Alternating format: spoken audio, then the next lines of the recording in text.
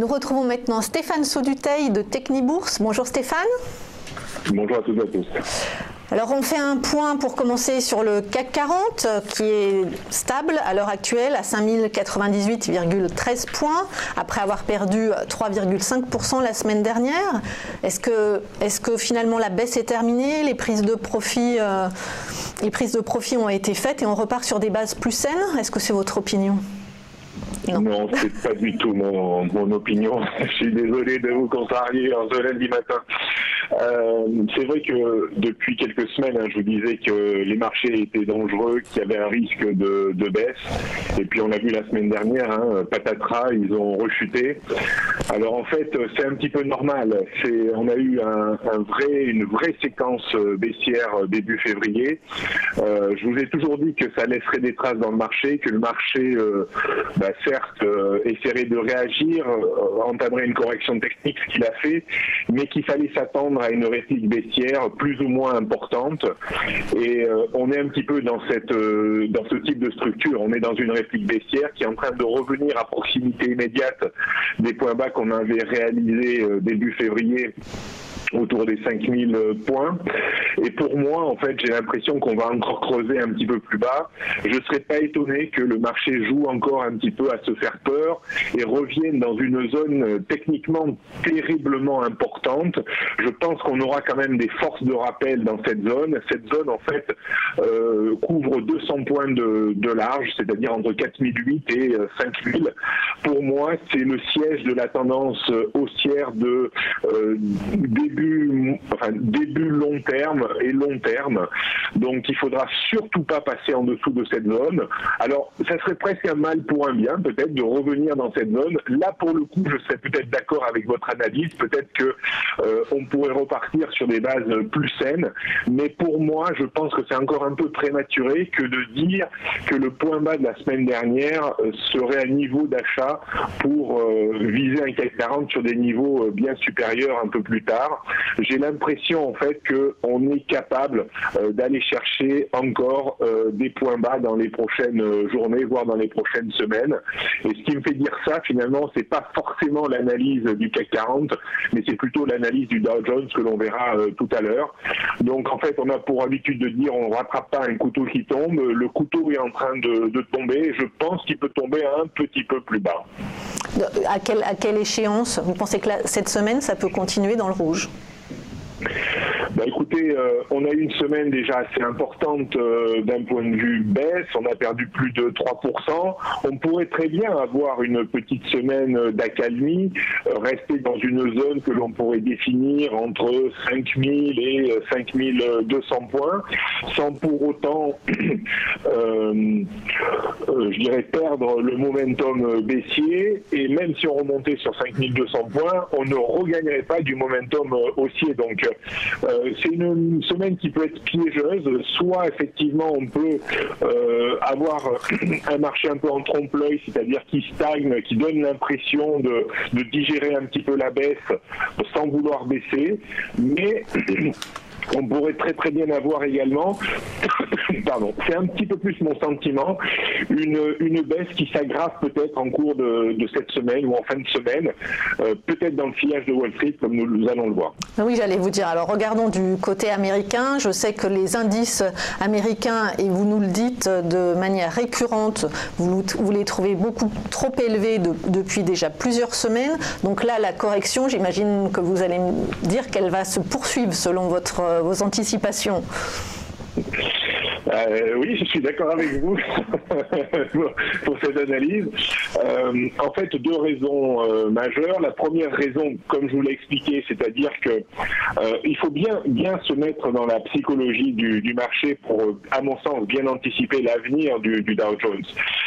Même si l'économie américaine va bien, on est un petit peu plus inquiet avec les GAFA maintenant, avec tous ces problèmes que l'on a eus la semaine dernière, qui peut-être vont, à mon sens, provoquer cette baisse que j'ai anticipée depuis plusieurs semaines, ou ce relais baissier.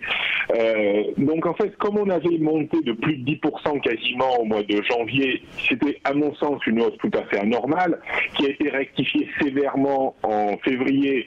Et là, je ne pense pas qu'il faille accuser la volatilité, mais qu'il faille simplement penser qu'un certain nombre d'investisseurs se sont dit les marchés sont trop montés, on siffle la fin de la partie, on vend ce que l'on a acheté beaucoup plus bas, et donc la volatilité n'a fait que amplifier le phénomène de baisse. On a réagi, et c'est bien normal, on a eu une correction technique qui nous a ramené quasiment sur les points hauts, pas tout à fait sur le Dow Jones, on a repris quand même 75% de la phase de baisse que l'on avait eue début février, mais pour moi finalement, compte tenu de la baisse très impulsive qu'on a vue en février, on devait en toute logique s'attendre à une deuxième réplique baissière qui enfonce le point bas qui avait été fait en février, et là vendredi on est revenu à proximité immédiate de ce point bas, on est à 200 points de ce point bas, et j'ai même l'impression qu'on est capable de creuser un peu plus. L'objectif que j'ai quasiment toujours eu, même sur la reprise technique du Dow Jones, je l'avais évoqué les semaines passées, c'était 22 800 points, donc on est à disons 800 points de cet objectif, donc je pense qu'on est capable d'aller le chercher, si c'est pas cette semaine, ce sera peut-être la semaine prochaine ou la semaine d'après, mais je pense que le potentiel de baisse, effectivement, n'est pas encore terminé sur les marchés américains, alors le pire serait devant nous si on devait casser les 22 800 points, auquel cas il y aura encore 10% à perdre, mais pour le moment, on ne peut pas encore anticiper ce genre de scénario. Pour moi, la visibilité baissière sur le Dow Jones, c'est les 22 800 points. Après, on verra si on casse ou on casse pas. Si on casse, vous verrez qu'on aggravera encore les choses et que ça surprendra encore la communauté financière. On ressortira encore la même litanie. On ne comprend pas pourquoi ça baisse. Les fondamentaux de l'économie sont bons. Et ben voilà, un éclatement de bulle, c'est ça. C'est les marchés baissent sans forcément une raison fondamentale, mais parce que ils sont montés également de façon un peu injustifiée par rapport au fondamental. On a tiré un peu trop sur la corde et un excès est compensé par un excès de sens opposé. C'est un peu la loi de Newton. Et alors si cette zone de 22 800 points est cassée, le Dow Jones pourrait descendre jusqu'à quel niveau d'après vous ? Entre 20 et 21 000, je pense. Ça serait finalement une correction technique presque logique quand on regarde le Dow Jones depuis 5-6 ans. Alors, je dis pas qu'on va descendre immédiatement à 20 ou 21 000, mais attention, si on casse les 22 800 points, ça sera vraiment à l'ordre du jour et vous me verrez descendre bec et ongle sur votre antenne que la baisse n'est pas terminée et que l'on peut encore baisser. Mais pour le moment, c'est très prématuré. Pour moi, la visibilité baissière reste située à 22 800 points. Mais dites, la chute du couteau, elle fait mal sur le Dow Jones. Hein. Alors sur le marché d'échange maintenant, alors l'euro profite de la faiblesse du billet vert. Est-ce que ça va suffire à le propulser à 1,30 $, comme vous l'aviez anticipé à 6 mois ?